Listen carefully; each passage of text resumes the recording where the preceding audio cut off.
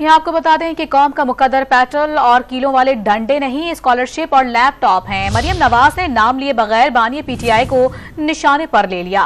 सियालकोट में जलसे से खिताब करते हुए नून लीग की सीनियर नायब सदर ने दावा किया कि जिन बच्चों को वरगलाकर रियासत पर हमला करवाया गया था वो आज जेलों में सड़ रहे हैं, उन्हें कोई पूछने वाला तक नहीं।